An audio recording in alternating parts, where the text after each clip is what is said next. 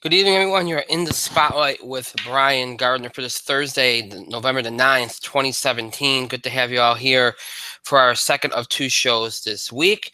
For some of us, winter makes an appearance tomorrow. For others, you might be saying, well, not for us yet, but that's the way it goes sometimes. Some of us get it more quicker than others. And so it'll be a nice little snap of reality for some of us tomorrow. Hey, it's the way it goes. Welcome to November. All right, so as always, before we start the show, let me remind you all of how you can interact and contribute to the show, have your voice heard by emailing us at itspotlight411@gmail.com. You can, of course, as always, follow us and tweet us at itspotlight411. And remember, hashtag itspotlight411 is what you want to use whenever you tweet regarding our show, wherever you tweet at us or directly to us. Make sure you use that hashtag. And, of course, you can find us on Facebook. Just search for In the Spotlight 411 on Facebook, and make sure that you follow us and like our fan page once you're on it or once you find it. All right, so here we are for our second of two shows. We got a mixed bag here for you tonight because, we're going to do, we do sports entertainment kind of combo shows all the time, but tonight, usually we don't do it in this way, shape, or form. It's something special going on, and there is something special going on tonight. We're going to be previewing the college basketball season. We've done this like all of our sports previews. We preview like different leagues and stuff. We've done it sometimes before the season starts. Sometimes we've done it a couple weeks into the season. Sometimes we've done both. So we've done both. Over the apologize for the echo. I was trying to post a link. We've done it both ways. And this year, like I said, because of timing, because next week we got we'll be previewing the pay-per-view and all that other stuff. Because of all that, I felt like it was in the best interest to do it this way. So, we're going to do the college basketball preview tonight. And again, it won't be this long, drawn-out thing. We're not dedicating the whole show to it like we used to do years ago. We're just going to, we're going to kind of do an overview of the season, look at the conferences, do some previews, make some predictions, that kind of thing. Just very, very general. Because obviously college basketball maybe more than a lot of things. We as we go along, we'll make different predictions. Like when we get to the NCAA tournament, we do a big show on that. Obviously, Final Four, we do a show. Along the way, we'll make different predictions as the season materializes and stuff. So, like we do, again, that's the way it goes, the way the season plays out and stuff. But tonight, just be like a general overview, and it'll be good. It'll be fun. So we'll do that tonight, and that'll be the back half of the show. Otherwise, it'll be our usual stuff, box office, TV highlights. And then we haven't done a lot of entertainment news discussion lately because really, there hasn't been a whole lot to talk about, but in the last week, there's been a couple of interesting things. Notably, the potential sale of 20th Century Fox to Disney. We'll talk a little bit about that because that's been a big source of discussion this week. And then today, Disney made some announcements that, kind of shocked some people. We'll talk a little bit about that as well. And so you got that to look forward to here tonight. And I'm going to just be honest. I always post the social media links at the beginning of the show. Sometimes that's why I'm distracted, and sometimes I rattle on and kind of go off track a little bit. I'm going to be honest with you. I love the fact that Twitter expanded its characters. I really do. It's making my life so much easier than having to cut, because before you could only do so much in a tweet. And so I'd be posting everything, and I'd be like, I'd have to divide it up into 3 or 4 parts just to fit everything on and everything. Now, tonight, I didn't like. It was a lot easier. I didn't have to divide it up as much, and it made it easier to post. So I'm very grateful for Twitter expanding its character limit. It's very, very helpful. So, all right. So I told you all what's going down tonight. A little bit of entertainment, box of TV highlights, entertainment news. We'll do some sports in the form of the college basketball preview. That's tonight. Next week, Tuesday night, sports entertainment combo edition of the show. We will talk obviously NFL, any other big sports headlines we have to cover, any big headlines for college basketball as it has its first weekend here. We'll talk about all that on Tuesday. Of course, we'll do also box office, TV highlights, any other entertainment stuff that we can fit in. We'll do that. That will be on Tuesday. Now, there's a chance, I'm not sure what the deal is yet. There's a chance that we might have to switch days next week and maybe do the show on Wednesday instead of Thursday. I'll let you all know on Tuesday officially if that's what happens. But right now I don't know for sure yet, so I'm going to keep it Keep that option open, but just be aware that next week we might have to shift things from Thursday to Wednesday. Regardless, whether it's Wednesday or Thursday, that show will be an all wrestling show previewing the WWE Survivor Series pay-per-view, which will take place a week from Sunday.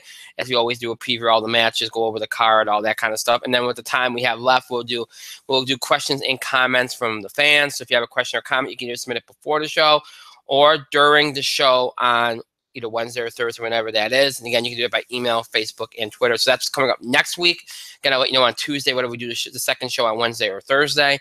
The following week, Thanksgiving week, we'll only have one show, and that will be on Tuesday of that week. So make sure that you keep that in mind. And then the week after that, we'll be back to normal. So keep all that in mind as far as what's going to be going on over the next few weeks. Okay. So let's see. Everything else is done? Yep. Okay. So all right. So we're ready to go. So my co-host is not on yet, but we're just going to start because I don't want to waste too much time here. Because I'm going to let you all know a little bit. Give you all a little hint of something that could happen tonight. I mentioned that in my neck of the woods, we have a little bit of winter weather coming in, or kind of like a little dash of winter weather. So there's supposed to be some heavy winds tonight, and sometimes when that happens, it can lead to some technical problems. It could lead to some issues, with the sound and all that kind of stuff. So just bear in mind that there could be some issues tonight with the sound and stuff like that. So just keep that in mind here. If that happens, that's what's going on. That's why I give you a little bit of a note about. That's why I mentioned the weather. So, all right, so we'll get going here, and if we wait for Mike to come in, I'll start with the box office beat. And as we talked about over the last week when we talked about our holiday movie preview, and of course we talked about briefly last week as well, it was obvious what was going to dominate the headlines last week, and it did, and that was Thor Ragnarok.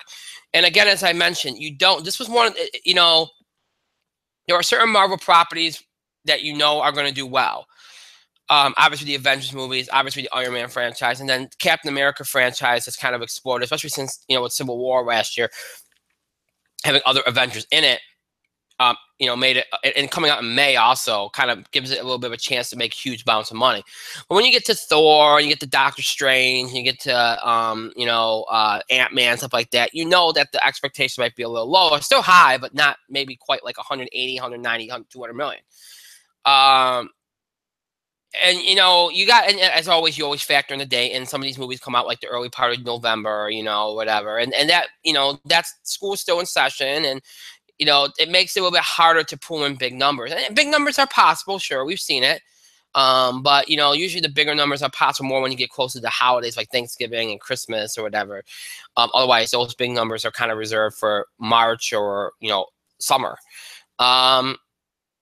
But we knew that Thor had the potential to do a big number. We knew it was going to be number one. We knew it was going to be by a huge margin. I told you that it could pull in the 100 million. It was very likely that it would. I think I went 100, 110. Well, it exceeded expectations. It pulled in $122.7 million, which is tremendous. It's the highest opening for a Thor film. It's already passed the $500 million mark worldwide. So they're well out of their way there. And as I said earlier, Thor always does better overseas. So you knew that anything it did domestically was going to be gravy. And look, part of the reason why the Thor movies haven't done as well domestically is because they haven't really appealed to people.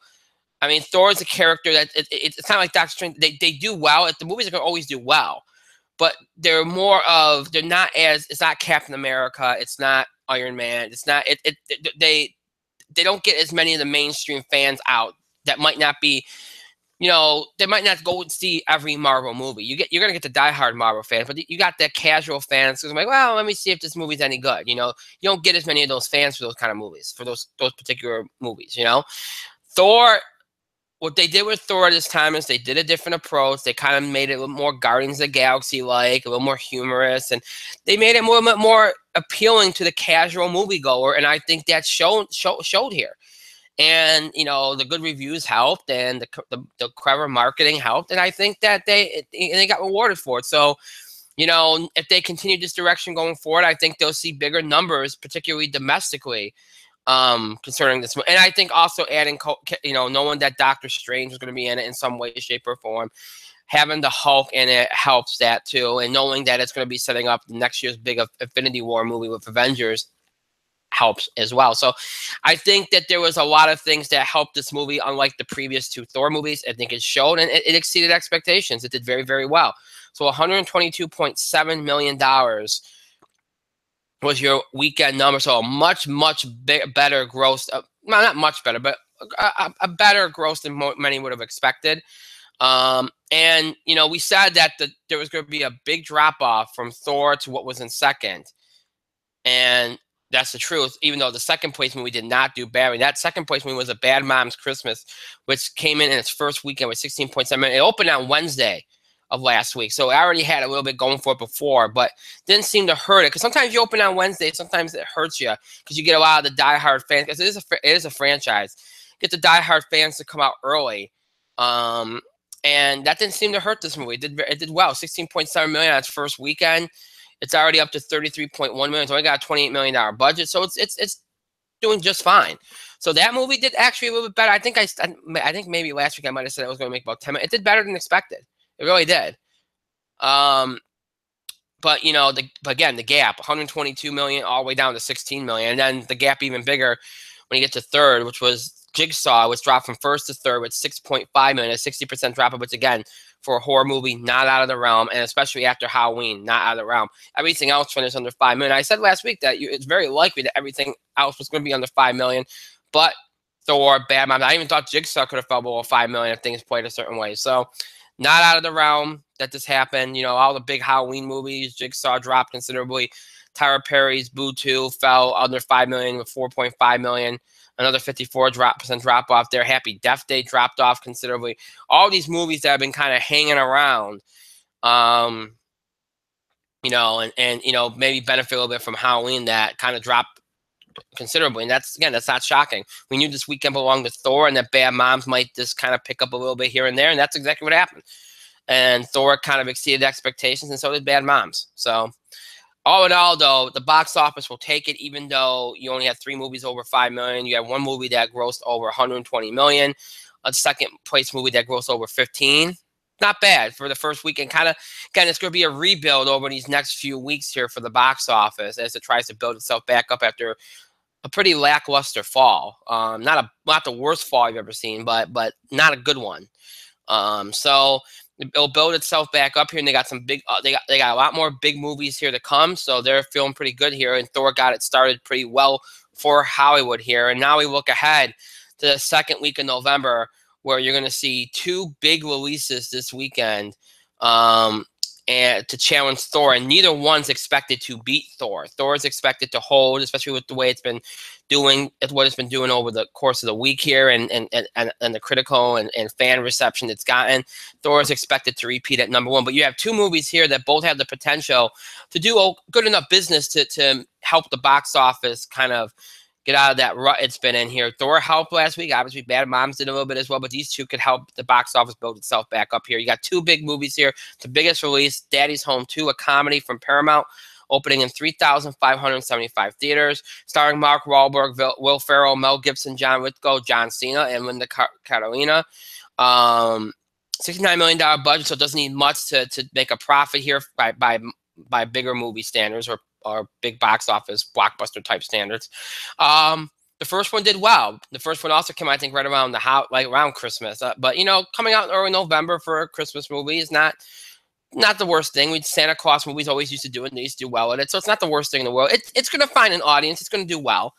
You know, again, comedies have not been in large supply this year. I think that helped Bad Moms last week, which has its audience too because it's a franchise. But this too, I think, with Will Ferrell and the cast it has, will find an audience and do very well. And it appeals more towards families anyway. So it'll find its audience. I could see it pulling anywhere from 15 to 20, I think. And I think it will hold very well over these next couple weeks during Thanksgiving. And I think it'll do very well because more people will be home to, you know, and go see movies. And right now it's school still in session, such I don't think it'll get as big of a number as it would have gotten during a time when people were out of school and work and stuff. But it should do okay. So, you know, anywhere from 15 to 20 seems about right for it. And then the second biggest release is another version of the popular Agatha Christie story, and obviously based on the book, Murder on the Orient Express. This comes from Fox. It's a thriller opening in 3,371 theaters. It's already made $8.9 million overseas, so it's off to a start there. A great cast. Great cast. Kenneth Branagh, who's also directing and producing. Johnny Depp, Michelle Pfeiffer, Daisy Ridley, Judi Dench, Michael Pena, Derek Jacobi, Penelope Cruz, Josh Gad, Willem Dafoe. Great cast. But only a $55 million budget. When you see that kind of cast, you're shocked when you read $55 million budget. It shocks the heck out of you. So you know what? This is one of those instances where, despite the casting, you're like, oh, it doesn't have a high budget. That ends up playing to its benefit, because this is the kind of movie that you could see flopping. I don't know if it will. I don't think it will, because I think it's got enough actors in it and to market it well to at least make it a modest hit. I don't think it'll be a huge hit, but I think it'll be a modest one. It hasn't gotten the best critical reception, but I think there's enough interest, and I think there's enough, and it's going to play very much to older audiences. It's going to skew very old, I think. Especially with Thor doing the business. It ain't going to get a lot of the younger audience to come out, which could hurt it. I think it might do less than maybe I would have thought a week ago, because Thor is doing better than maybe I even thought. So I could see it going anywhere. I think it's going to be close between this and Daddy's Home. I could see it making anywhere from 11, 12 to maybe as much as 18 million. I don't see it exceeding that. If it does, I'd be shocked. I do think it's going to play more to older audiences. So, it is what it is. But yeah, but I don't think it's going to be a total flop. And I do think it'll do better overseas, because of some of the actors that are in it. They have major box office appeal overseas. So I expect it to play better over there. So, and that's it. Those are the only two big movies. So this is the way I see it playing out this weekend. I think Thor takes number one, and I think it'll take number one maybe around 40, 45, 50 million. It's going to drop off significantly, but the way it's holding, I think you can see it being between 40 and 50 million, which should easily give it number one, because I don't see any of these the other two big movies surprising enough to beat it. Daddy's Home 2, I think, has the potential to be the best potential to be number two. I think it'll be close between them and Murder on the Orient Express, but I think Daddy's Home 2 will get the edge because it appeals more to families and more to more audiences. I could see that. Again, I said between 15 and 20. I'll go high. I'll go around 20 million just to keep some distance here. So around 20 million for Daddy's Home 2. Murder on the Orient Express, I could see it making as low as about 12 million and maybe making as high as 18. So let's go 16 million on Murder on the Orient Express. Put it safely in third. Bad Moms Christmas, I think, will be in fourth, maybe around 8, 9 million. It'll drop off a little bit with Daddy's Home 2 and cut it out and being a week removed from its opening. So around 8, 9 million there. And everything else will be under 5 million. Jigsaw should definitely drop below that after, being at 6 million last week. Should definitely drop below 5 million this week. So that'll be it. So you're looking at 4 movies over 5 million, but collectively you'll probably do better business than this week in general. So it'll be a nice little step in the right direction at the box office. So, yeah. That's where we're at. So, and there's no limited release, expanding release type movies this week. So we don't have any of that to cover. So that's it. So, Mike's not on the air. Yeah, he probably thought I was going to be late. But that's okay. We'll just move on. We did the box office. When he comes on, I'll throw to him and ask if he's any thoughts, and we'll get his thoughts. But I'm not going to waste time and stall. So we'll move on. So that's really all I can say about the box office. So that's your box office beat for this week. And then next week, we have 3 new releases. 1 big release in the form of Justice League, and then 2 big releases, but not nearly as big as Justice League, obviously, in The Star and Wonder. So we'll talk more about those movies next week, and that will be the weekend before Thanksgiving, and that should be a big box office weekend. And after that, you'll have Coco, and that'll close out November here, and then we'll build to Star Wars and what else is left of the holiday movie season. So talk more about all that next week. On Tuesday when we do the next box office beat. So, all right, so we'll move on here. And I guess what we'll do, because he's going to be jumping on any time now, I believe. I will do my TV highlights, and then hopefully when he comes on, we can just throw him right in, let him have his TV highlights too. and then we can throw it to him on the box office as well. So he'll be talking a lot when he comes on, which you should like. So let me give you my TV highlights for this week. As far as what I watched, because I didn't watch everything, obviously. I would give. I much more. I enjoyed Walking Dead much more this week than last week. I still am not 100% sold on the approach that they're taking to these episodes. This whole war aspect, I don't like.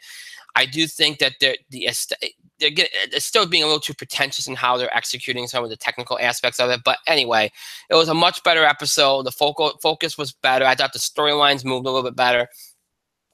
You know, I'm not going to spoil it, but I thought it was stupid to bring a certain character back from season 1 and immediately kill him. I didn't get the purpose of that. That could have been, we've already explored Rick's morality. Okay, we don't need to explore anymore. That's the thing. They keep reusing that plot device. Oh, you know, we have to, these guys, the characters on the show are questioning whether they're becoming, horrible people because they have to kill. We've done this. We've already established this. You know, that they've been killing people and we've for how many years now? We've seen most of them go through this whole, are we doing the right thing? Do we have to keep revisiting it? It's kind of getting old. But other than those kind of things, the episode itself I thought moved very well.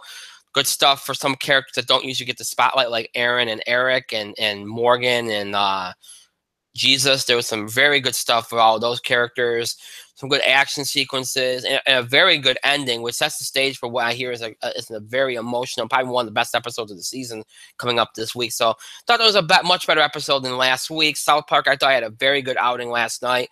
I'm very impressed with the way that they're kind of layering the writing a little bit for some of their, like earlier this season, you had the Craig Tweak episode, which had some very layered writing for characters. I mean, you don't usually see that on South Park. I mean, they've done it from time to time, but for couples, it's kind of interesting to see them doing that.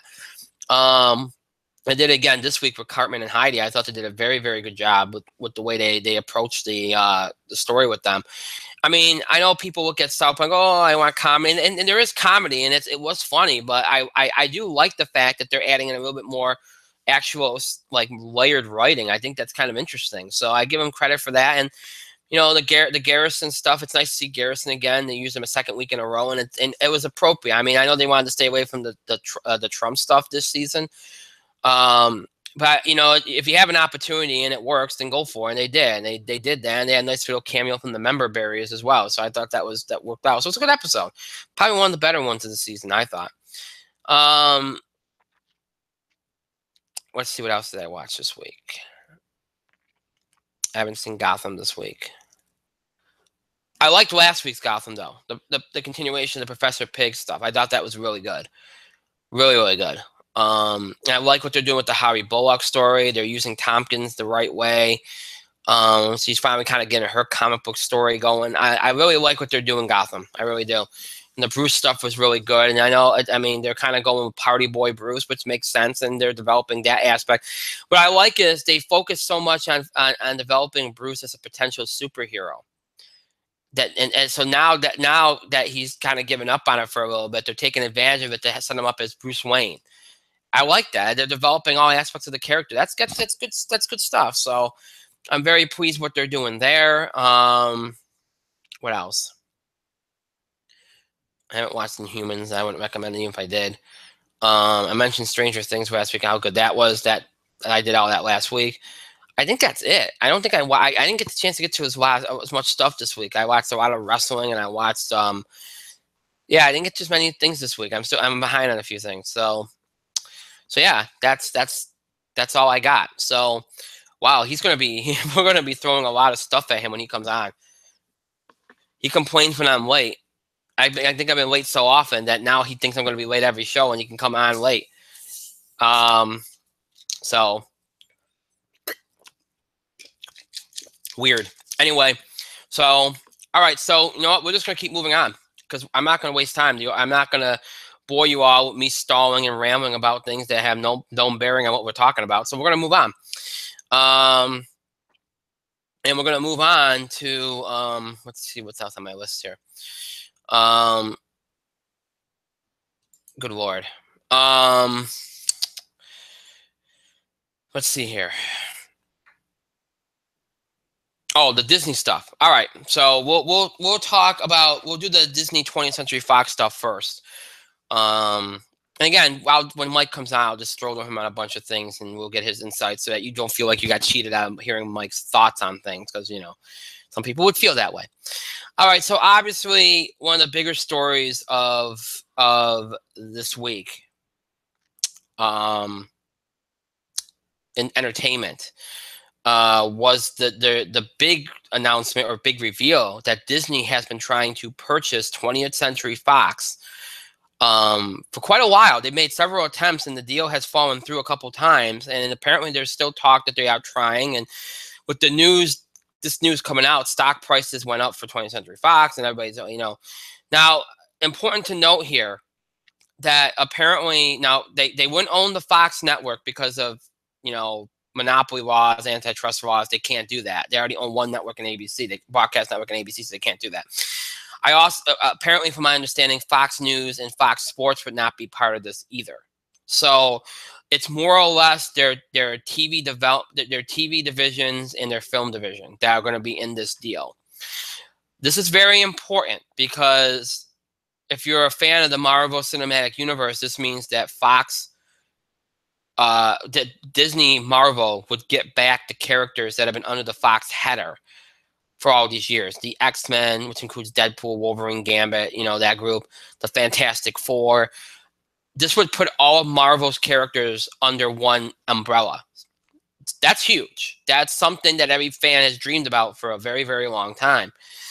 Because obviously Marvel currently has the working situation with Sony for Spider-Man. So that'd be huge. Now, this would also give, even though Disney already is already, you know, putting Star Wars out, they already own Star Wars, they would also own Lucasfilm in general. So they'd own all the properties related to Lucasfilm. Again, they're already doing Star Wars and all that stuff, but it'd just be like they'd own the entire thing. Then there's also the fact that they'd own franchises like Alien, you know. So there's a lot of layers to this, and you know, it'd give Disney a lot of material and a lot of content. Now there are some concerns with this. Namely, you know, you already have films in the pipeline. If let's say hypothetically, this deal's not done yet, and it probably won't be done for a little while yet. And I think it will get done. I think it's pretty obvious that they're being very aggressive and they want to make this deal. So, you know, my expectation is they'll try to get this done because obviously they're going to push for it for a Marvel standpoint, and see if they can get some of these characters maybe into end credit scenes for Infinity War in May. That might be what their goal is, you know, for next year. I don't know. Kind of like what they did with Spider-Man. They got the sale done and they got Spider-Man into. They won't be able to get him any of these characters into Infinity War, but maybe they can get them into Avengers 4, which I don't know. They'd have to get the deal done pretty quick to get them into Avengers 4. But, you know, again, what we saw what they did with Spider-Man, they got the deal done. They got him into Civil War. And then, you know, then they announced the Spider-Man Homecoming movie, and they started using him pretty quickly. So I know maybe that I kind of think that would be their goal if they're trying. That's what they're trying to do. I don't know, but I would think that'd be their goal. But I do think they'll try to get this done as quickly as possible. And I would think that they try to get this done before the end of the year. That would be my suspicion, based on all the things I've read and such. But, you know, obviously there's a lot of positives here. And the positives would be you get all the Marvel characters under one roof. And, you know, Disney Marvel would do a better job probably in terms of using the characters and all that other stuff to be able to interact with other characters and, you know, and all that kind of stuff. And there's other, and look, they're a more consistent studio. They're in a much better financial shape. You know, Disney is and everything. And 20th Century Fox has had issues, not just with Marvel characters, but other things over the years. So, you know, I think there's a little bit more benefit of the doubt, faith, confidence in Disney than there is in Fox. And that, you know, that speaks for itself. And so there'd be a lot of positives that come from this, but there's also a lot of negatives as well. You know, again, there's movies already in the pipeline. So how would this impact them? Now, you can't scrap them. These movies are coming out next year. You got New Mutants. You got Deadpool. You got Dark Phoenix. Movies are already done. So you got all these movies that are coming out. And again, if you're going to use these characters, Marvel characters, how do you what do you do here? You're going to reboot it after you've seen these 3 movies? I mean, the X-Men universe that Fox has been putting out has been much better since X-Men First Class. These movies have done well. They've been well received. So, do you want to really reboot it again? Then there's a case of, well, how do you tie all this in? So much has happened with the X-Men. What do you do? How do you say that it's been going on in this Marvel universe and none of the other Marvel characters have noticed this? There's a lot of things there that could end up being messy. But then there's the Deadpool situation, which I think Ryan Reynolds raised on Twitter, which is, do you think that Disney is going to, how's this, do you think this is going to be okay with the current version of Deadpool? I mean, that's the thing. I mean, yes, I mean, they've done some risque things. They've had some things, violent stories and stuff like that, but this is a completely different animal. This is an R-rated movie that was, brutal at times. It was it had the, the humor, kind of humor they have and everything. It's not a Disney movie. Disney ain't going to put out an R-rated movie. It's just not going to happen. So, there's been some speculation that maybe Disney Marvel would have access to all those characters, but they would pretty much let them do 20th Century Fox do what Marvel does. You're under our umbrella, but we don't stamp the Disney name on it. It's still 20th Century Fox. We know you're owned by Disney, but we don't have Disney's nowhere on it. It doesn't, it's there's no label on it, so that you can continue to produce a movie like Deadpool or something, or New Mutants, which looks like a horror movie. You can continue to produce those kind of movies and not have to, creatively hinder them in any way. And then they could still use any of those characters for other movies or do their own thing with them. Still, they'd have access to those characters, but if they wanted to put out something like Deadpool or New Mutants or something, they could do that in the way that they want without, ruining the Disney brand or anything like that, causing issues or anything like that. So that might be something that happens. And I think that's probably very likely if they want all parties to be happy and satisfied. So, yeah, I would think they'd go in that direction. So, I mean, there's negatives though. I mean, like I said, there's negatives here. And then there's a lot of things you wonder about too, like,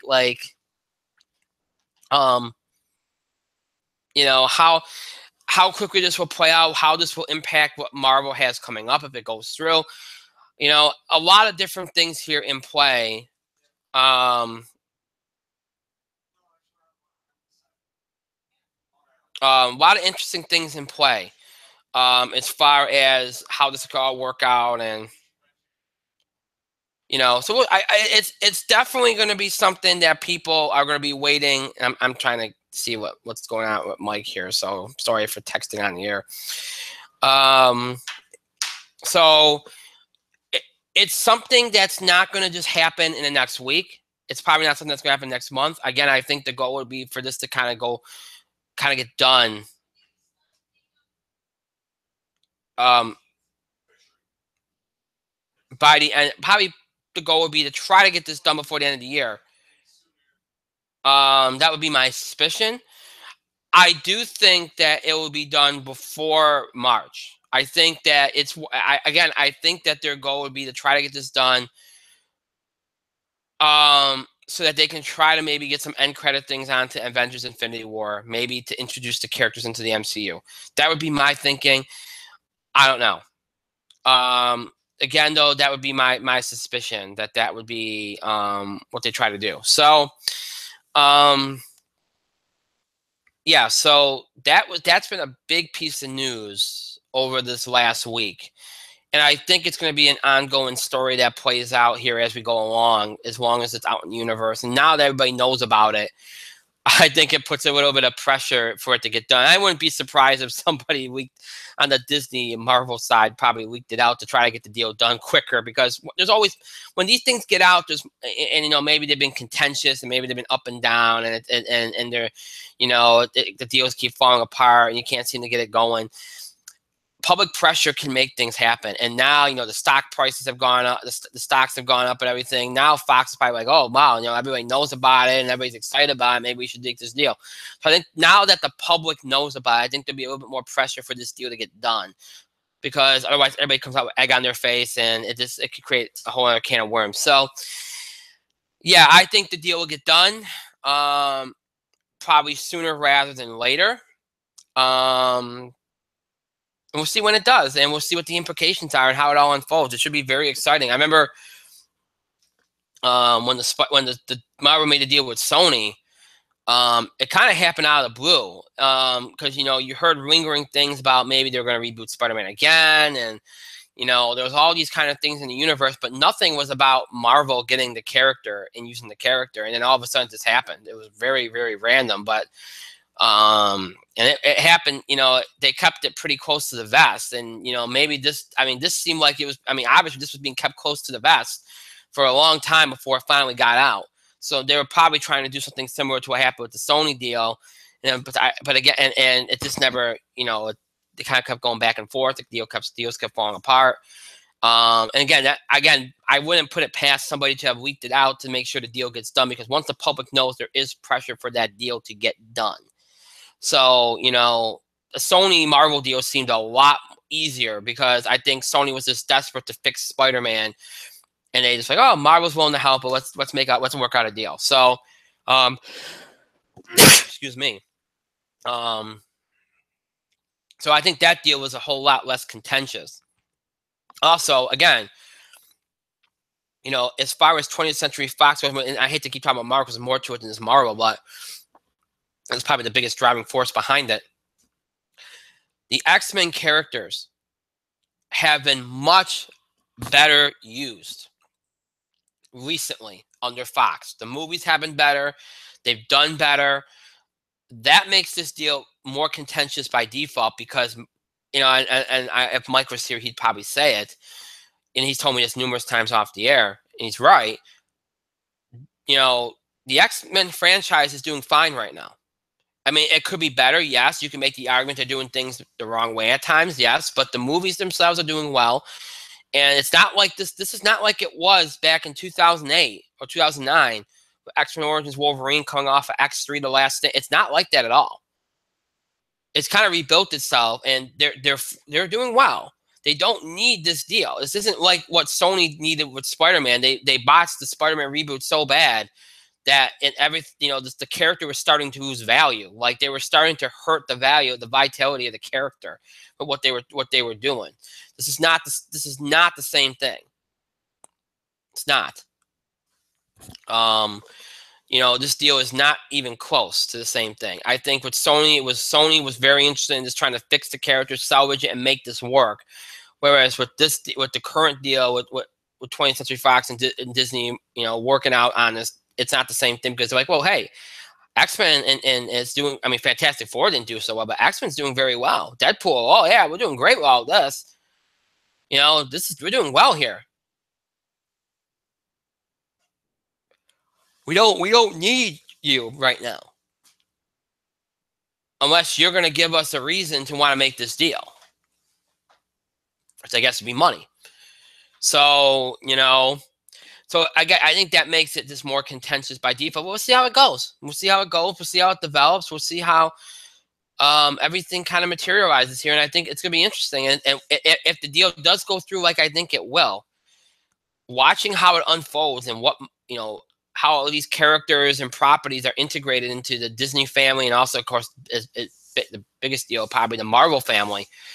It's going to be very interesting to see how the impact it has and what they do and how it all works out. It's going to be very, very interesting. So we'll see how it all goes. And in addition to that part of the equation, in regards to Disney made further news today by making some big announcements in relation to their upcoming streaming service, as well as to the Star Wars franchise. Let me get to the streaming service part of this first. They announced that, the pricing would be lower than Netflix. That was the first thing, and that the Netflix, because they knew that any further Marvel shows would probably be going to the Disney streaming service in 2019. There would be nothing added to Netflix upcoming. But everybody want to know what about the existing Netflix shows that are on there, like Daredevil, them kind of things. And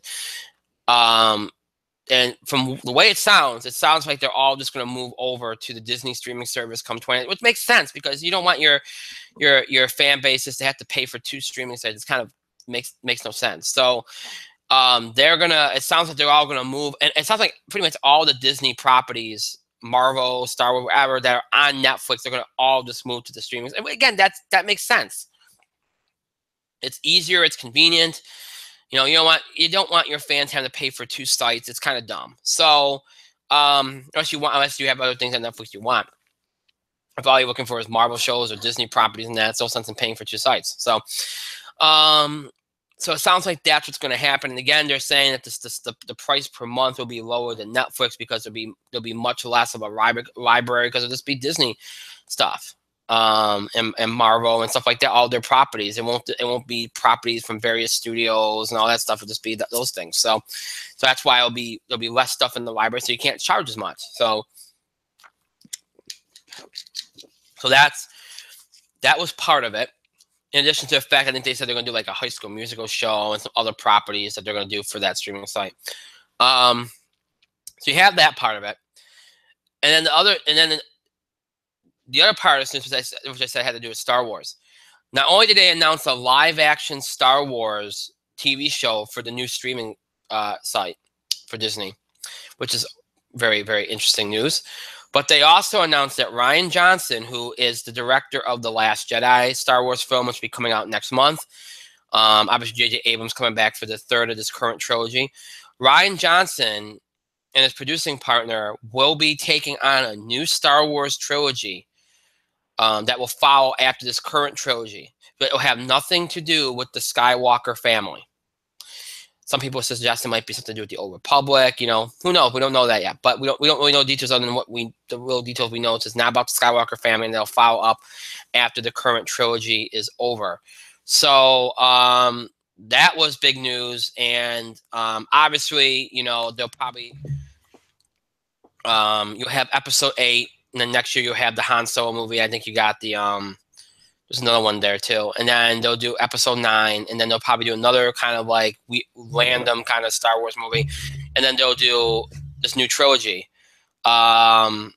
which is exciting because there's so many other, you know, there's a lot of, and everybody's been saying we'll use the expanded universe, and even though they've kind of gone out of the way to say it's not canon, people have been saying why not use it, you know, and maybe that's what they're going to do now, but you know, not every Star Wars story needs to be Skywalker affiliated. And I think they're finally realizing there's more they can do, and it sounds like they're going to do it, and they're going to go forward with this. And look, Rian Johnson, he did Looper, he did Brick. He's a great director. He's a great sci-fi guy.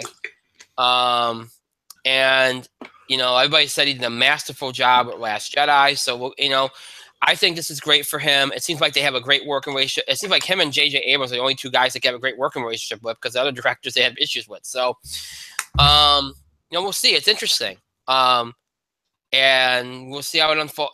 It was an interesting announcement. And look, I think everybody was waiting to see what else they were going to come up with for Star Wars. So you get a live-action show on the streaming site. You get a new trilogy that's not Skywalker affiliated. And big news. Pretty big news. As Mike has joined us. Mike, you're in the spot. You missed a lot, Mike. You know what, Ryan? Yes, what's up? I got home, and I had a delicious quesadilla. That's good. Delicious quesadilla. Okay. And you know whose face I see coming up as I try to bite into my delicious quesadilla? Whose face, Mike? No, you invited you to a hangout. Face. Your stupid face. Trying to eat my crispy chicken quesadilla. I said fuck that. And I ate that crispy chicken quesadilla at my own slow-ass pace. I took care of the results of Taco Bell after that. Well, you know what? If I'm 40 fucking minutes late, you got nobody to blame but yourself for interrupting dinner. Let me just be fair. Because I'm eating a cookie, damn it. Well, let me just be fair here. Because I said this while you weren't here. I said, you know what? I said I can't really blame him because normally this is when I'm starting. So you know, just because I started on time tonight and I got through a bunch of stuff, I can't really blame you entirely for thinking 9:45 was the right time to come on. So you know what? Even if you had contacted me at 9:30 because you were a half hour late, I was like, no, to flush. You got me when I was done with everything else. That's good. So you know what, Brian? That's good. That's great. You know what? 8 minutes to talk. 49. Well, actually, technically, you have 47 minutes to talk. So I wanted to finish my goddamn quesadilla. Do you want to plug where the quesadilla was from? Sure, that's right. I had a Taco Bell. Okay. Quesadilla. It's their new thing. Tremendous. It is one of the best things they have on that damn fucking menu. Will it go through you? Kinda.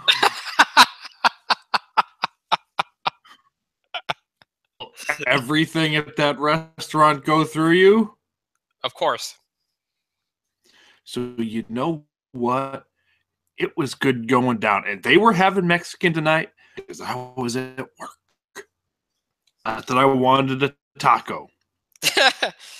Well, anyway. I wanted fucking quesadilla. And you know what, Brian? I got my goddamn quesadilla despite your best efforts, you son of a bitch.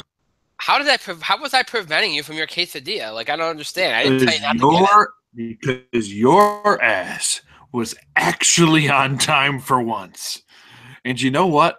98% of the time, that is a thing that we should celebrate because your ass is never on time.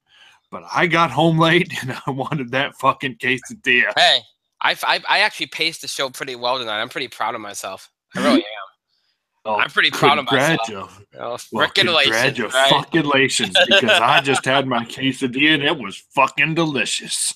Oh, goodness. Well, it's okay because as I've been saying all night, I said that, you know what, this is fine because I can throw to you on and your thoughts on things. You can just, you know. Right now what I was talking about was obviously the Star Wars news today.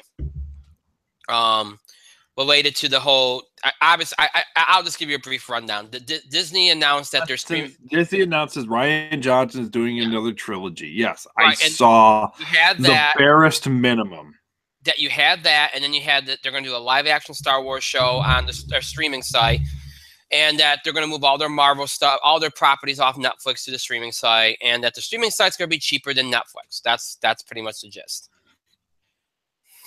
It's going to be cheaper than Netflix because Disney is producing all of their content in-house.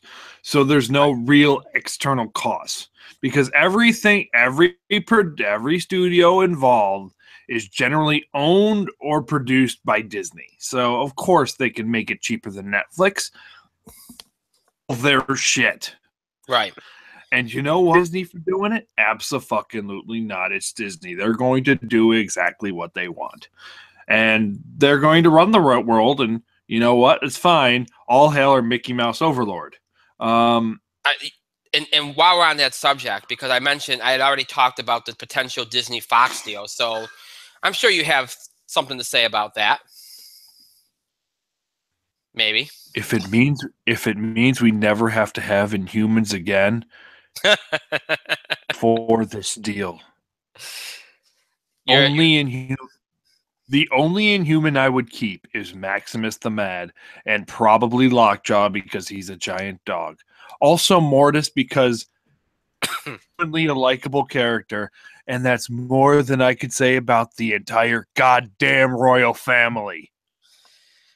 Well, I would say this too. It's probably the only chance they have to salvage Fantastic Four at this point. Pretty much. I think Marvel could do a very good job with Fantastic Four, especially since they no longer have the Fantastic Four. Marvel has basically canceled the Fantastic Four in comics. Oh, wow. It's basically the Fantastic Four is done for now, but if Marvel gets them back, guess what? Fantastic Four is launching again, guys. Yeah. So you know what? Doing this deal because they want Deadpool, Wolverine, the X-Men, and Doctor Doom, and the Fantastic Four just happen to come with it. Yeah. So I don't think Disney's going to change a damn thing about Deadpool.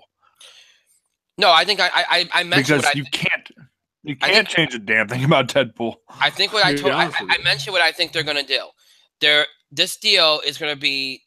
It's the stuff that they can't have the Disney name on. Okay, like you look at the Marvel movies, they don't. I mean, they have Walt Disney in the credits, but they don't. What's the first thing you see before the movie starts? Marvel Studios. You don't see Disney. Fox. Yeah, they'll keep Fox there for the Deadpool because they're not going to attach Disney to an R-rated movie. So they'll put. Well, yeah, they had Touchstone Pictures for that. Yeah, exactly. Yeah, so they'll use 20th Century Fox as for that purpose. You know, like for things like New Mutants or Deadpool that are kind of like harder edge, kind of R-rated type deals. And then they'll have for like if they use the X-Men for like an Avengers movie or something, that's when they'll use a Disney name. That's what they'll do. Oh, and by the way, I saw the trailer for New Mutants. Yeah. What's the fucking point of that being a horror movie? Just to do something different with it, I suppose. It's intriguing to me because I think I like what they're trying to do different things with these movies. Like, Logan was more of a Western. I mean, I get it, but I do agree with you. I think depending on how it goes, it could end up messing the whole thing up. I do agree with you on that. Hey, by the way, New Mutants, if you thought, hey, it would be great for New Mutants, let's turn it into a horror franchise. As an executive, say if I were the executive, I would have looked at them and said, stupid. That's really fucking stupid. Somebody signed off on it. Let's never bring that up again. Clearly, somebody signed off again. A Fox executive signed off against X-Men, signed off on X-Men Origins Wolverine. Wasn't a good idea, now was it? Well, that guy's not there anymore, thankfully. But yeah. A Fox, you want a more recent one? A Fox executive signed off on that Fantastic Four movie. You know the one. There we go. The one that we saw when I wanted to see Mr. Holmes, which was a great fucking movie. That one I'm never going to live down. That Fantastic Four movie was god-awful. That was bad, yes. It was one of the worst fucking movies I've ever seen in my life. They made the old Fantastic Four movie look like a classic. That's for sure. Yep. And all of its craptacular glory. Yes. At least they got the casting right on that movie. So you know what? I think Disney could do way better than with Fantastic Four, but the bar's been set so low. Yeah, they could pretty much half-ass and immediately it'll be an improvement. But more importantly, it means they get the X-Men. So it means that they could stop doing nothing with the X-Men and start making them important again. And more importantly, if they get it in time, maybe they can include Wolverine and Magneto and Storm and Marvel vs. Capcom Infinite and try to salvage some of their sales with that game. Yeah. Oh, you made a story-based game with characters that you forgot some. You forgot a lot. You forgot a lot of the fan favorite ones. And you're paying for it now. You're not bitter or anything. I don't own the game, so how can I be bitter? You probably would have if those characters were in it, though. I would have pre-ordered that motherfucker if Wolverine or Gambit was in it. But yeah, so been a very busy week for Disney, and Marvel and the whole bunch. All right, so we talked about those two things. I also did my TV highlights, and I did the box office. But first of all, do you have any? I don't think you have any thoughts on the box office. I would imagine. Thor won. Pretty straightforward, right? Good. I saw Thor twice recently. I saw Thor Ragnarok twice recently. Yeah. Holds up. It should hold up at the box office this weekend, too. I think Murder at the Orient Express will be a solid number 2. Most people think it would be number 3. Hi, Cat. Speaking of number 2, Justin's behind you. So, all right. So clearly, you don't have much in the way of box office news. Box office thoughts. So go ahead, Mike. Rattle off your TV highlights. Oh, you're assuming I've got a lot of TV highlights, huh? You're assuming. Well, guess what? Guess what? I don't have a lot of TV highlights because I'm super far back. So. Well, that's good. That's good. Well, fuck off. You don't have many either. I'm just teasing you. I like when you do that. It's okay. You're good. Let's talk about TV highlights, all right? Let's do that. Well, I just saw Lethal Weapon. I'm caught up on Lethal Weapon. Well, I mean, there was only one episode because of the World Series. Yep. So this is a good episode for the Riggs and Murtaugh dynamic. Riggs lost his trailer, and they had to deal with the lawyer played by the guy from Reno 911 again. So it made for a pretty solid, entertaining episode. It's very engaging. It had a great conclusion at the end. Riggs kind of came to a good place with his memories with his father. The Murtaughs kind of deal with that lawyer for now. So, great episode. Great episode. The show keeps on going. It's fantastic. It's like a mini movie every week. It's not just it's a mini movie. It's a really good act with great character work every week. Playing about it. I have seen 4 episodes of this show on IFC. It's called Stan Against Evil, starring and produced by John C. McGinley, otherwise known as Dr. Cox on Scrubs. This show is best described as in Haven. And it's a half hour. So it's the show Haven that was on Sci-Fi for a while, and Dr. Cox. And Dr. Cox is a former sheriff. After the death of his wife, and some crazy shit starts happening in his town of Willow's Hill or Willow's Mill. I'm not sure which one it is. I've only seen 4 episodes. To kind of work begrudgingly with the sheriff that took his job after he resigned. It's a great episode. It's a great show because it's got that kind of quirky Scrubs-esque humor, but it's like the supernatural shit that's going on. And he does not, and Dr. Cox Stan, his name's Stan Miller, does not give any fucks, and he's just really, he's playing Dr. Cox. I've said it like 5 times, but Stan Miller is essentially that character from Scrubs. And Nancy McGinley hit a fucking wraith with a shovel. Wraith that said was indestructible and invincible. John C. McGinley beat that thing to death, and it was a great like 3 minutes of television right there. So it's on IFC. Really recommend this show. Stan Against Evil. I'm not super caught up. I'm just kind of watching some old stuff and some new stuff. I'm enjoying it, though. It's a good half hour. Yes, you're rolling your eyes. Suck off. No, I'm not rolling my eyes. You always think I'm doing that. I'm not. But keep going. Thank you, and fuck off. So, really recommend the show Stan Against Evil. Hope you have IFC. We're caught up on South Park now, surprisingly.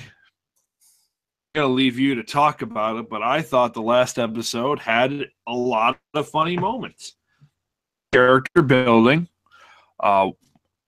principal scale, it failed, and that scale is simply, was PC Principal in this episode? Which was a negative. But we got President Garrison, who is turning out to be one of the highlights of this Cartman and Randy heavy season. And this episode was another Cartman-centric episode, but it focused on the relationship with Heidi.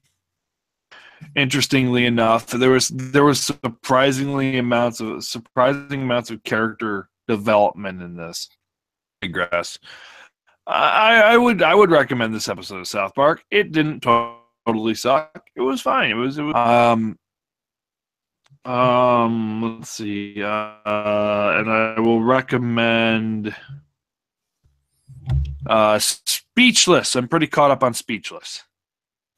And the last couple episodes are hilarious, especially Cedric Yarborough. He's sick. And there's a lot of growth with all the characters in these episodes. ABC, probably the best vision, bar none. And I'm pretty much caught up on Humans. We're the one or two episodes left. God, I hate Inhumans. I hate it. I hate that show. Crystal. Oh, God. Utterly unlikable. Oh, God, you're Medusa. Mostly unlikable. He's back. Spoilers, he's not dead. He's come back, and he's a ninja. He's an assassin. Ooh. He had the coolest action sequence in the entire show. And I'm going to be honest with you. I didn't care. It was the coolest action sequence in the entire show, but I didn't care. All right, so the parlay in this episode. There was a parlay, and Maximus and Black Bolt met on Attilan. Oh, by the way, the fact they're back on Attilan now for the next couple of episodes mean I never have to see Luis again. I'm glad that character is gone. She was annoying as shit. Just pointing that out there, just throwing that out there. If we never see that scientist Luis again in the Marvel Cinematic Universe, it's far too soon. So Luis is gone. So they have this parlay. And then the royal family is like, all right, Maximus, we want to kill you so bad, but we are going to be generous. We are going to be gracious. We are going to allow you to go through the second Terrigenesis because we want you to be one of us and give us back the throne. And he needs the scientist. And then the scientist was like, and Maximus was like, all right, hand over the scientist. So they did. And then Maximus was like, no, fuck you, I lied. And I'm like, yeah, go Maximus. Why am I rooting for the royal? Why would I root for the royal family? It's like, yeah, fuck yeah, Maximus. He fucking got one over on those assholes. So they're going to do the second Terrigenesis. Karnak. I am an episode beyond actually liking Karnak. I don't. They bring back Gorgon. Gorgon's alive again, but he went through that second Terrigenesis to bring him back alive. Hey, Gorgon.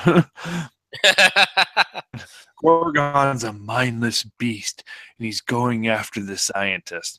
The only thing that I want to happen in this next episode, the only thing that I want to happen, because then there was a riot, and they had to protect Maximus, and then Triton got him. He took him to Black Bolt, and Black Bolt was about to go, oh, I'm going to open my mouth. It's like, well, you could kill me, but I've rigged the dome. I rigged the dome to my life. So if you kill me, the dome breaks and you all die. Yeah, fuck yeah, Maximus. You got one over on your dumbass brother. And look, I don't blame Anson Mount for any of this.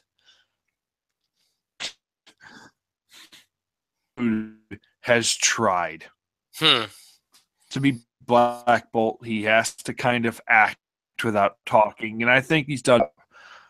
But there's every other royal found him is just genuinely, and it kind of brings him down.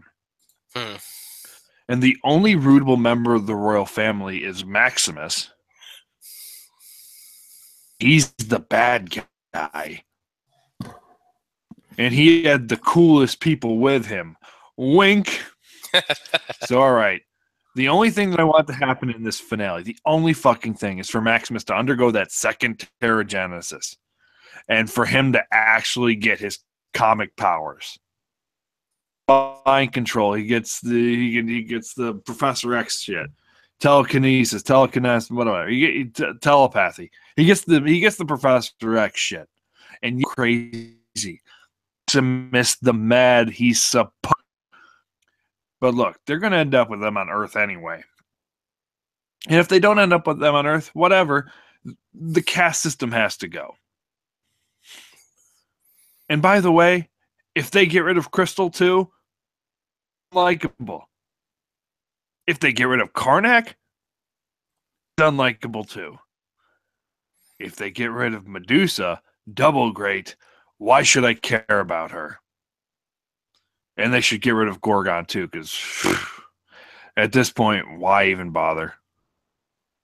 We could keep around Triton. We could keep around because at least he had that one sweet action scene. Yeah, that's all. Yeah, with the low bar with this series, that's enough to save him. All right, that's just barely. So, like, no, I cannot recommend Inhumans, but I'm watching it because I'm one episode away from being done, and I like throwing it under the bus. Oh, you're almost there. Throwing it under the bus. Best part about Inhumans. When there's like two characters we can literally salvage from this show. Oron's been fine. Bad guy side, it's like, oh, we got to reevaluate literally everything. Because if we have Maximus, Oron, and Mortis on one side, and they're the bad guys for Agents of S.H.I.E.L.D., I'm like, there's like the best episode of Agents of S.H.I.E.L.D. ever. As long as Ghost Rider's around. It's like the best season of Agents of S.H.I.E.L.D. I'm going to say Maximus, Oron, and Mortis. Ward, because Grant Ward's never going to go away. So there's my TV highlights. Okay. I will say this much, and obviously I think many people would say that tomorrow is probably the series finale of Inhumans. I would think that's a fair assessment. But I think that's a given. I don't doubt Agents of S.H.I.E.L.D. using Maximus. That's all I'm going to say. I think that if they end, like you said, if he goes through second Terrigenesis and he has his powers, I could see them using him as a villain. It'd be a smart move to do that. It would be. But we'll see. We'll see if that's what they do. They'd have time to implement it because I think they're only maybe filmed like 10 episodes. So they'd have time to involve them if they want to. So, all right. So we got Mike all caught up. He said his thoughts on everything. We're at the halfway point here. We've gotten through everything as far as entertainment goes. Now we're going to jump to some college basketball. And as I said, sometimes we've done this preview a couple weeks into the season. This year we're just doing it early because of timing, because of next week with the pay-per-view and everything. So we're going to do it here tonight. Tomorrow is really the start of the college basketball season. You've had some exhibitions. Tomorrow, a lot of the big teams get off and underway. Duke, Syracuse, among them. Syracuse is big. So pardon me. So again, this won't be some big comprehensive preview. And as you all know, during the season, we make predictions for like the Final Four, the tournament. We have a big tournament show later on. We'll do all that. But this is just a general overview. We talk about some of the big storylines. We make some predictions. We preview some of the conferences, that kind of thing. So obviously, the scandal in college basketball that's affected, Rick Pitino getting fired because of it, and affected Louisville, that whole thing. That's going to be a cast a pall over the entire season. I think everybody knows that. Much like a couple years ago, conference realignment and all the other things going on, we're casting a pall over college basketball. This will cast a pall over college basketball. And during this season, we will probably find out more, and there will be other shoes that drop. So there will be some things going on this season, and it's unfortunate that that's going to take away attention from what's going on the court. But we know that this will be the big storyline this season, and it will play pretty huge throughout the season.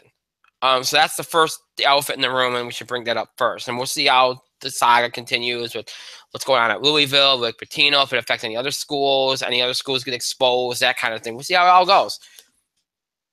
And we'll see how how teams deal with it, because you're already hearing that a lot of teams are having their own reviews of their programs to make sure that these things aren't happening under their nose. So we'll see how things unfold here and how teams deal with it and all that kind of stuff. Outside of that, I would say the storylines are going to continue to be much of the same.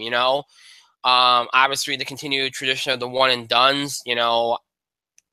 Some years we've had some great quality of play. The last 2 years we had some great quality of play, and some years we haven't. So what kind of year are we going to have here? Are we going to have a year where the talent pool is top notch like the last couple of years, and then therefore the quality of play is very solid? Or are we going to have a year where some of these guys take a while to come into their own, and as a result of that, the play quality is not particularly good to start, and it gets better as we go along? What's going to be the storyline there? We'll see. I think that's key. You'll see how that plays out. Obviously, the North Carolina case has already been addressed, for better or worse. We all know they kind of made a mistake there. But it's done, so that won't be casting a pall over them. There'll be some topics that have been heavily discussed, and amongst critics and fans that people are going to be talking about throughout the year, like the idea of college basketball needing a commissioner, perhaps a new rule book for basketball because some rules feel outdated or need to be further explained. People feel like Division I's got to contract a little bit because it's too big. Those are among those things. Among the topics that people are discussing, along with having Mark Emmert resign, but that's never going to happen. But those are some things you might hear brought up throughout the year as things that they feel that should happen. People that like the game or critics of the game feel should happen. All right, so those are some overriding themes. Outside of those, you have the traditional themes like who are national champion or storylines, who are national championship contenders, what teams that struggled over the last couple years or last season can make a comeback, like Syracuse get left out of the NCAA tournament, can they make it this year even though they're not ranked, that kind of thing. Are there any those traditional storylines, teams that can make a comeback, teams that struggled last year, can they turn it around? Connecticut, is another one of those teams that you want, perennial powers that you want to see if they can make a comeback. Any conferences that have struggled over the last few years, can they make a comeback? Like the Atlantic 10 took some steps back in the last 2 years. The Pac-12 and the Pac-12 had a much better year last year. Can they continue that? The Big Ten, can they have a comeback? Had an awful year last year. Can Michigan State be better? What about the SEC? Can more than Kentucky step up? And can they have a better conference year? Will the ACC be as deep and good as it has in the last couple of years? What about the Big East, the Big East had a great year last year, can continue to unfold and have a great year this year? Can the AAC finally get going and get some depth going in their conference? So those are a couple of the things to look out for, a couple of storylines, a couple of things to watch out for, themes, that kind of thing. So storylines, themes, those are some of the things to think about. Now, let's talk about the teams that everybody's going to have their eye on as potential national championship contending teams. We have to bring up Duke. They're number one, and they deserve to be. We got Grayson Allen back. They have a true point guard in Trayvon Duval. They had, I forget the player they got to reclassify. I'm blanking on his name. I really am blanking on his name. I apologize. But I remember bringing it up. He reclassified to this class, and that immediately made them, a big team. I'm trying to think of the name. I just can't think of him. I'm sorry. But Duke is the team that immediately you think about. They have the talent. Oh, Marvin Bagley III. That's the one that I was thinking about. He reclassified, and once they did that, Duke was a lock to be number one. It's just that simple. So you got Duke. A lot of people are in on Michigan. Not only is Michigan State expected to have a much better year, but they're expected to be a national championship contender. They're deep. You know, they got Cassius Winston. They got Miles Bridges, they got to stay an extra year. He's a superstar. So they got, and of course, they got Tom Izzo. So Michigan State's a team to keep an eye on. Arizona is going to be involved. Parker Jackson Cartwright. They got a lot of talent, as they usually do with Sean Miller there. Kansas will be in play, as usual. They got some size. They got some experience. Kentucky is expected to be in the mix, but I don't look at Kentucky the same way as the other teams I just mentioned. I mean, they got Kevin Knox, but I don't. I think the experience factor is going to hurt them a little bit. I don't like their alignment. I don't know if they have the kind of athleticism and the kind of, you look at these other teams like Arizona, you look at Kansas, you look at Michigan State, you look at Duke. I'm also going to lump Wichita State, and I think this is Greg Marshall's best team. Landry Shamet, they got people at every position. They got leadership. They got seniors. They got experience. I like Wichita State, and I also like Villanova. Phil Booth's back. He was out last season. Jalen Brunson, Michael Bridges. They have a lot of talent, and I like Villanova very much so. But as I mentioned, unlike these other teams, like I mentioned, Michigan State, Duke, Arizona, Kansas, Wichita State, Villanova, Kentucky is not that deep, and they don't have the experience. All these other teams have some experience. They have players that have come back. That helps. And they got players at almost every position. So they have versatility and they have athleticism. I don't think Kentucky has that. Kentucky's a tournament team, and they're certainly going to be like a top 10 team, I believe, just by talent alone. But I don't put them in the same league as some of these other teams I mentioned. And there's an ad. Sorry. Sorry. Hang on. There you go. The College Football Playoff Top 25 Ranking Show Tuesday. Wow. Nice little ad for ESPN there. Sorry. People want to know about the playoff rankings. There you go. But yeah, so those would be the immediate teams I think about as national championship contenders. Then you got teams like North Carolina, but Joel Berry being hurt kind of hurts them. I think it's going to take them a while to get over that, but they're going to be in the mix. You could see them making a deep run. Louisville, I've seen a lot of, look, based on talent alone, Louisville could be a second weekend team. Based on talent alone, but because they don't have Rick Pitino got the most out of talent. He really did. You can say whatever you want about him as a person, but he got the most out of his talent.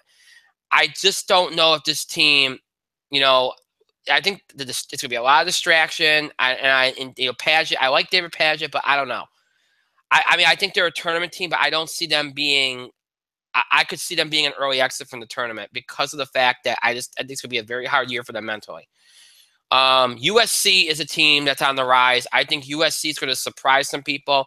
Benny Boatwright is going to be a huge player to watch. And I think they could be a surprise Final Four team. I really do. I think they have a lot of talent. I like USC a lot. For the Gators, I expect to be involved. I think there'll be the other team in the SEC. Kayvon Allen, Chris Chiozza, Kelvius Harris are all back. They have a lot of they have experience. And see, this is the thing that I think would scare me about Florida. They have more experience. I think Florida can beat Kentucky in the SEC. They have experience. They have athleticism. I could see them being a Final Four team. Miami, now they got this Darren Boyer and this FBI investigation, so we'll see how they handle that. But they got talent with Bruce Brown, Ronnie Walker, Jim Larinaga there. I think Miami will have a good year, providing they don't let the distractions get in their way. A couple of teams that I think will surprise some people. I think Seton Hall will surprise some people. Angel Delgado, Katie Carrington, they got some talent. And I think Seton Hall is going to be on the rise this year out of the Big East. Cincinnati, I expect to be better than they were even last year. Kyle Washington, Gary Clark, got some guys back. I like them next year. This year, I think they're going to be a little bit of a surprise to some people in terms of how good they are. People are going to Mike will probably say this too. But people go crazy about St. Mary's every year. And I know they have shooters. I know they have Jack Lando, but I never buy into St. Mary's. I really don't. I mean, will they make the tournament? Probably. I don't buy St. Mary's. I'm sorry. I'm not believing hype about them. I'm also not believing the hype about Texas A&M or Minnesota. I think, first of all, you have to wonder how Richard Pitino's going to get through this season because of all the distractions. But I mean, Minnesota does have talent. I just don't know. I don't buy into them. I mean, are they a tournament team? Probably. But, I mean, some people think they're going to be challenged Michigan State for the Big Ten. I don't think so. I don't see that. Same thing with Texas A&M. I don't see it. I think they got good quality guard play. I like their shooting, but I don't know if that's going to – I mean, again, these are tournament teams, but I don't – some people thinking that these teams can sneak into the Final Four, St. Mary's, A&M, Minnesota. No, I don't see it. Sorry, I don't see it. As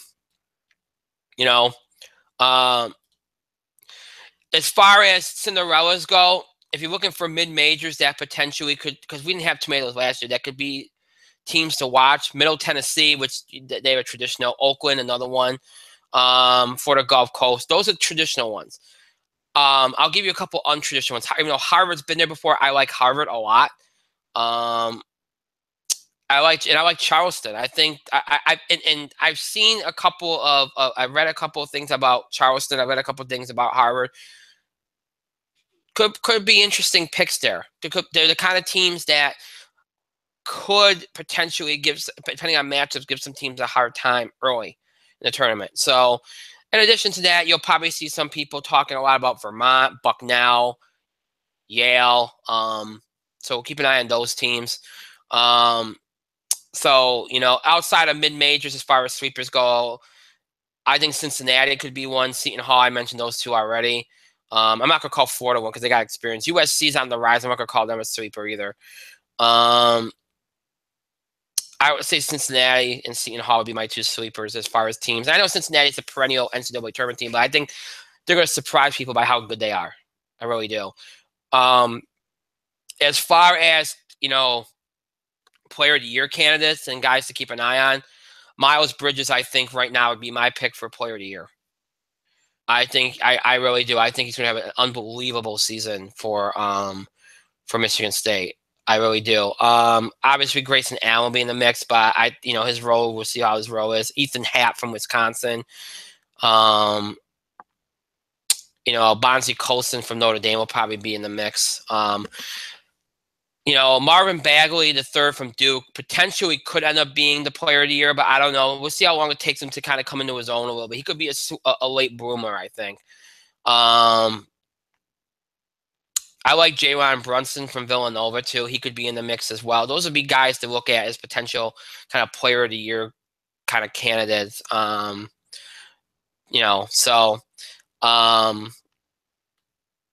yeah. So, and then some under the radar players to kind of keep an eye on. Bruce Brown of Miami would be another one. I'm just looking at my notes. LaGarrette Vick from Kansas, you saw him last year. He's somebody that doesn't get a lot of attention, but Kieran Cartwright of Providence would be another one. Aaron Holiday of UCLA. Justin Jackson from Maryland. And here's another sweeper. I meant to mention this earlier. St. John's is going to be on the rise this year, I think. They got Shamari Pons, a very talented guy. So keep an eye on St. John's. I think they're going to have a breakthrough this year, too. So a little bit of insight there and some players to kind of, keep an eye on under the radar kind of players. So in terms of conference, I think the ACC will be at the top again. I think they're going to have a great year. I see them getting 9 to 10 teams in at the bare minimum. I think Duke will lead the way. Outside of Duke, I think you're going to see Notre Dame have a good year. Carolina will be in the mix. I don't think they'll be top 2. Carolina will be in the mix. I think Louisville will be top, Louisville's going to have a down year because of everything that's happened. So, but I think Duke will be at the top. I think Miami will be up there. I think Carolina will be up there. I think Virginia's going to take a step back. A lot of people are high on Clemson. They think Wake Forest and Georgia Tech have better years. We saw that last year. I think they could. I think Clemson will be up this year. I think the bottom tier of the ACC's gotten much better, Boston College included. So that's gonna make things real interesting. I think Syracuse can be better than people think. Keep an eye on O'Shea Brissett because I think a lot of people swept on him. Tyus Battle, I think, is going to have a great year. So I think Syracuse will be in the mix. I think they will make the NCAA tournament. I think I mentioned Connecticut. I think Connecticut will be back into. I think they'll have a better year too. So I think the ACC will be at the top, maybe 9 to 10 teams at the bare minimum. I think the Big East will have another great year. I think St. John's will be in the mix more. Seton Hall, maybe they get 5 or 6 teams in. I think the ACC will be the AAC, I should say, will be better. I think with just by Connecticut being better.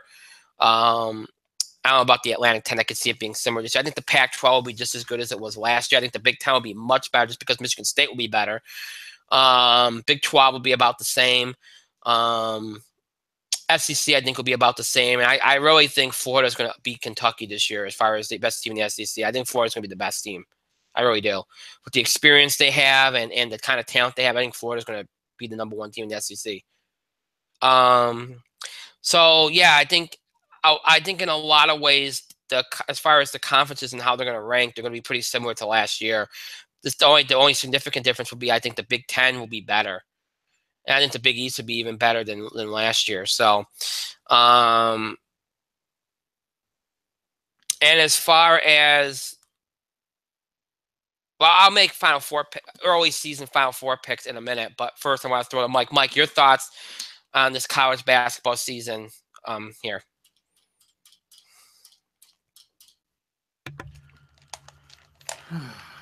Okay, I will go with very general thoughts. Because I looked at a couple. I figured we'd be doing this on Tuesday. Hardly not tonight, but you know what? Pardon me. That's a bit of that. Excuse me. That's a bit of that quesadilla coming back to bite me in the butt.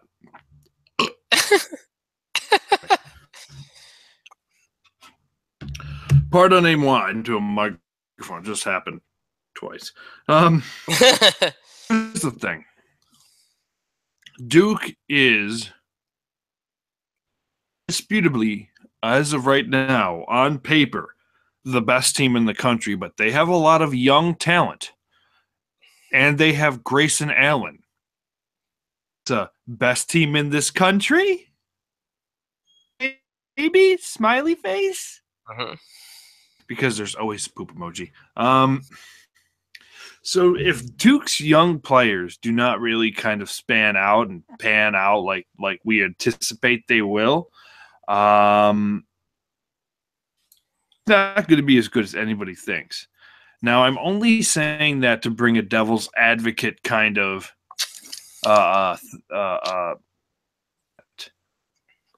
because let's face it, Mike Krzyzewski's there. Probably the best coach in the world in college basketball right now. Mike Krzyzewski's there. I think if anybody can get that talent to kind of play as a team, 8 times out of 10, it's Krzyzewski. Can't complain about that. Now, Sports Illustrated was interesting because they said, even despite Rick Pitino not being there, Louisville is going to be the #2 team in the ACC. They're going to be a top 5 team. Is not going to be a top 5 team. More than likely. Now, they could be top team in the country. No, but I'm not going to deny that they could be because the truth is they've got a lot of talent there. And they got some good defense. But the problem is Rick Pitino, another level coach, guy to get diamonds out of. That's how good Rick Pitino is and was. Now, Rick Pitino's other habits are why Rick Pitino is no longer coaching at Louisville. So the fact that Rick Pitino is not there means that despite all this other level talent, defensive skills, it's going to take a special coach to bring that out of him. And I don't know if Louisville's got that because Rick Pitino is, and I know you'll agree with me, was one of the probably top 3 or 4 coaches of the nation. No doubt. Right here. he can get a team that was half as good as this team into the Sweet 16. And I know you'll agree with me on that too. Mm-hmm. He made Kyle Korver, not Kyle, Kyle Kuric. Kyle Kuric, an all Big East caliber player. Oh, Kuric. That fucking 3-point scrub. Ran to the corner every time. Every fucking time. But you know what? Kyle Kuric. That being said, Sports Illustrated thinks Louisville is going to be an elite team. They have the potential without the right coach. Now, you said 3 teams. 3 teams interested me, that she said. Michigan State, St. Mary's. You said these 3 teams, right, Brian? These 3 teams. Yes. Now, we agree on one of them, and you mentioned that I would bring this up. You're absolutely right. St. Mary's plays nobody but Gonzaga, and they generally do pathetic. St. Mary's is overrated. You should never, ever, ever pick anybody from the West Coast. West Coast Conference anyway, because they're not going to win. It's just because it's so isolated and insular, because they don't go out of their way to play different teams. They might get an Arizona on there. They might get a Kentucky once in a while. None of these big teams are going to go to St. Mary's. They're going to have to play them in one of these preseason tournaments, and that's fine. Generally win. St. Mary's doesn't generally win against these other teams. Gonzaga sometimes does, but St. Mary's certainly does not. So I would refrain against picking St. Mary's for literally anything. You mentioned Michigan State, and everybody has Michigan State as the preseason number 2 team in the country, the undisputed best team in the Big 10. Rack up some wins. They're going probably one of the top 2 teams in the Big 10 this year. Top 5 team maybe all year, maybe top 10, because they're prone to get upset, especially early on. When it comes tournament time, I don't trust Michigan State at all. Proven right last year. I was proven right the year before. They're going to do great in the regular season. Great in conference. When it comes time for March, Michigan State. Long and the short. Don't bet on Michigan State. Arizona, I just root against because I hate their coach. Nothing against their players. Their players are usually outstanding. Arizona's going to be a top 10 team this year. They're a preseason top 10 team, if I remember the list correctly. But no, I just hate their coach, Sean Miller. Just get bad vibes from that guy. I mean, we've gone into my and your dislike of the guy in previous episodes, so we're not going to go into that right now. Arizona is a very talented team. The Pac-12 might be a little better. UCLA is not going to be as good, that's for sure. Who knows? There isn't a lot of hype on the West Coast this year. There's not a lot of hype on the West Coast. Villanova's going to win the Big East again. But there are teams in the Big East that are not going to make it easy for Villanova to win the Big East. But I agree with you. St. John's. Don't sleep on St. John's. Excuse me. Don't sleep on St. John's. I think when they start figuring some of the stuff out, they got more experience on their side. St. John's is a team that could do some damage, and if they get they get some quality wins, they'll end up in the tournament. And if they end up in the NCAA tournament with that experience, watch out. Be one of those sleeper teams that you don't want to see in your pod. You don't want to see in your bracket. Let's see against the court. Warming up, putting in layups, maybe occasionally dunking. You know how it goes. Mm-hmm. So if St. John's can put it all together, watch out. I think Wichita State's going to be fan-fucking-tastic this year. I have a high opinion of Wichita State. I do. They're an experienced team. They've got a lot of talent. I think Wichita State could do just fine this year. Just fine.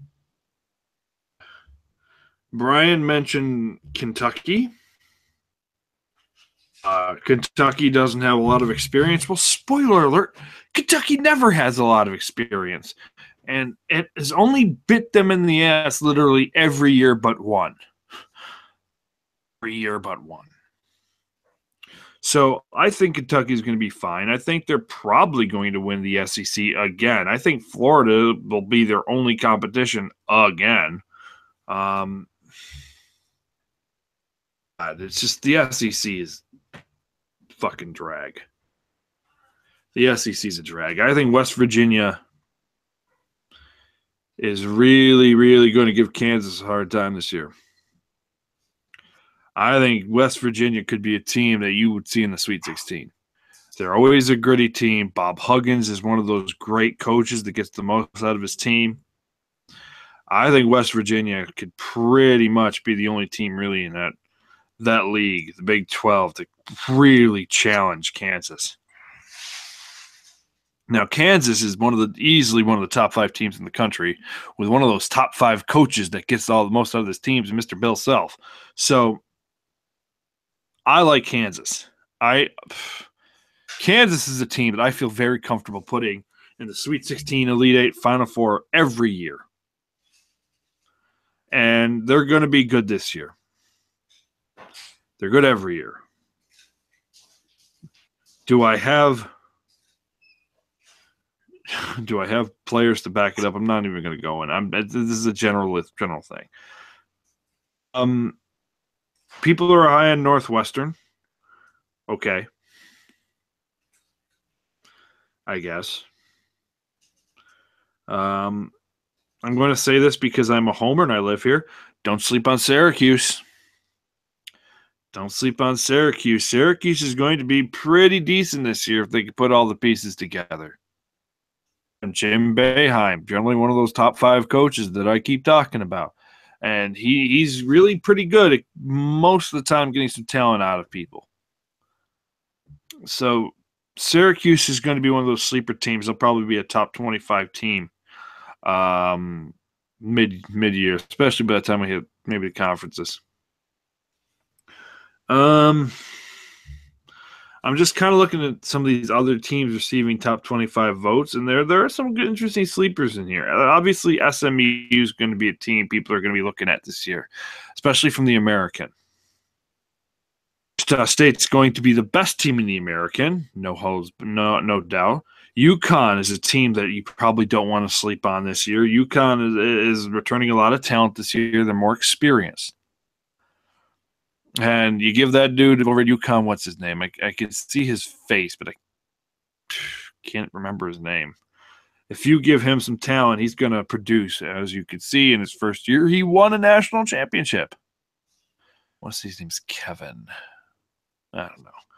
But don't sleep on UConn this year. SMU is going to be pretty decent.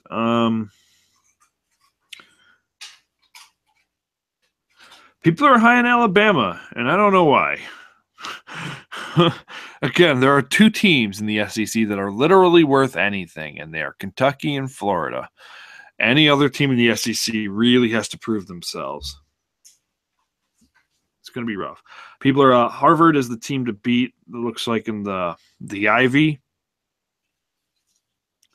and people are high on Harvard. They received votes. And they are an experienced team that made the I'm pretty sure they made the tournament last year. I could be talking out of my ass, but pretty sure they made the tournament last year. And they were one of the heavy upset favorites. I don't think they quite made it, but Harvard would be a team to watch, yes. And I'm going to finish off with Gonzaga. Gonzaga, always pick them above St. Mary's, but never pick them to go super far. There's your wise words. Review. That is all I have to say about college basketball. Do I have players of the year? No, not yet. I don't like doing preseason player of the year, team of the year, et cetera, because I want to see how the season plays out first, and then I'll start hearing the names, and then I'll start seeing the faces, and then I'll start seeing the games. So there's a lot of speculation. But it's going to be interesting to see. Now, I don't know where Brian is. Okay. So, pardon me, I just burped for a third time. But this should be a very interesting year of college basketball. Should be a lot of parity this year. A lot of parity. The top of a lot of these leagues have gotten better. And the bottom half of a lot of these leagues have gotten a little bit better. So it should be an interesting year. Especially since I think perennial teams like North Carolina and Louisville are going to be down this year. So, year in college basketball. Brian, are you back? I am. Because I ran out of things to say about 2 minutes ago. Well, I'm sorry. I had to, as I'm sure you know, because you're here at my house enough. When it's raining out and your dog's outside, there's always a mess to follow. So, I tried to hurry as fast as I could. I can't help it was a pouring rain mess out there right now. So, soon to be a snowy mess. But anyway, Shut up. All right. So, obviously, as I said throughout the season, we will obviously we'll do different things. We'll talk about the games, and obviously, like next Tuesday, we'll talk about the first weekend. You got the Champions Class coming up. Got early season holiday tournaments. There's a lot of things. We'll be talking a lot of college basketball these next couple weeks, and of course throughout the season. And then as we do NCAA tournament show and Final Four and all that stuff. So we'll do things throughout the season. And again, this is a general overview, just kind of general preview, that kind of thing. So I gave you some national championship teams and some, players to watch and everything. We're not going to pick who we think's going to win every conference. We're not going to do all that. What we always do, though, is we do make some. And again, these are early season. This is for fun. This is not, we mentioned teams that can make the tournament, teams to watch out for in the tournament, sweepers. We mentioned all that. But we always, as everybody does, make early season Final Four picks. I mentioned some potential Final Four teams to watch for Final Four aspirations. But I'll make an actual pick of 4 teams right now, as I always do every season. And again, we'll pick different when we see the NCAA tournament brackets later in the season, obviously. But for right now, early season, my Final Four, if I was to pick four right now, would be Duke, Michigan State, USC, and Florida. You bought into Michigan State again. Nothing if not consistent, Mike. I do that every year. You know that. Yes, and it's usually one of the teams you lose out consistently on. But you know what? That burning horse and you ride that burning building into the ground. Okay. I don't care. Okay. Stay with that burning bandwagon until it falls off the cliff, as it does in March. Sure. Those are my Final Four picks. USC, Florida, Duke, Michigan State. So you want to pick, or you want to abstain from it? Okay, I will pick 4 teams that I think could be there in April. I'm not going to say it's my Final Four, but I'll pick 4 teams that I think could be there. Okay. And they are Duke, Villanova, Virginia. Okay. Because do you know what, Brian? You know what, Brian? I'm not dumb enough to pick Michigan State anymore. Look, I understand. Until those fuckheads prove me wrong. Nope. Them and the Big Ten can go eat a dick. I understand. I get it. All right, so the college basketball season opens up. We'll talk about it along the way, and we'll have some fun with it. It'll be good. Hopefully, we'll talk more about on-the-court stuff than off-the-court stuff. That's what you hope for anyway. So should be a good season, hopefully. All right, so that's it. We got through everything. We are done for tonight.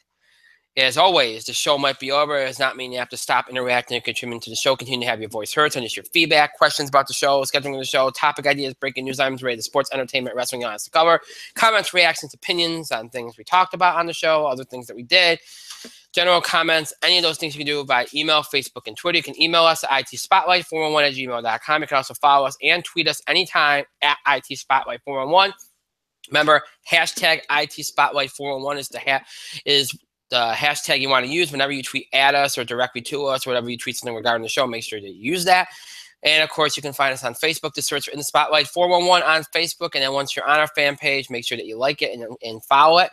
Again, following us on social media on Facebook and Twitter, very, very important in terms of keeping up with any schedule changes or any other news related to the show. And of course, we post random thoughts and musings on there as well. So if you want access to all that and more, make sure that you follow us on Facebook and Twitter. Just search for In the Spotlight 411 on Facebook and search at IT Spotlight 411 on Twitter so that you can be able to know what's coming up and all that good stuff. 2 ways in which to keep up with the show and look back at classic episodes. You can either stream us anytime on Google Plus and YouTube. Just search for In the Spotlight 411 on both those sites. And once you do, you'll have access to every episode we've ever produced for Google Plus and YouTube. That's everything from October 2015 all the way up to tonight's current episode. Those episodes are available for you to stream anytime you want. Just search for In the Spotlight 411 on Google Plus and YouTube. If you're interested in perhaps not necessarily streaming us, maybe you like to listen to us rather than stream us. Maybe you don't like to see us on screen. Maybe you prefer to listen to us on the go. Maybe you're interested in older episodes of the show. If any of that applies to you,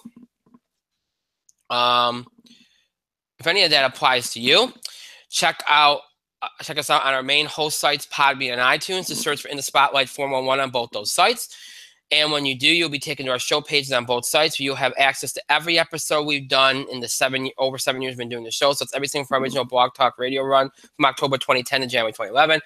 Everything from our Talk Show run from January 2011 all the way up to mid-October 2015. And all of our Google Plus and YouTube episodes from mid-October 2015 all the way up to tonight's current episode. All those episodes transferred to audio format for your convenience. Every episode we've ever done in order from most recent to the oldest, available for you to listen to any time that you want. Listen to us on the go, listen to us whenever you want at your convenience. Or again, maybe in a number of ways, and might listen to us for a number of reasons. Maybe just prefer to listen to us. Maybe you're a longtime fan or a new fan that wants to listen to a show from 4 or 5 years ago, or you just want to keep up with current episodes, missed apartment episode, want to check out an episode again. Any of these apply to you. You can check us out anytime on our main host sites, Podbean and iTunes. Just search In the Spotlight 411 on those sites. So Google Plus, YouTube, Podbean, iTunes, your ways to keep up with the show and look back at Crash Capsules. Again, Google Plus, YouTube, Podbean, iTunes, your ways to keep up with the show and look back at Crash Capsules. Just search for In the Spotlight 411 on all those sites. And just search for In the Spotlight 411 on all of those sites. I want to thank Mike for being here tonight. Thank you, Mike. Oh, I forgot to mention Dirk Gently during my TV preview because Dirk Gently is fucking great. But otherwise, I enjoyed my queso fucking dia. I'm gonna go to bed. Yeah. For bed. Okay. All right. Well, of course, I want to thank myself and our great show, pat myself on the back, and thank all of you for your continued support and your contributions to the show. Thank you so much for watching. To those that will be watching, listening to this later, thank you to you as well.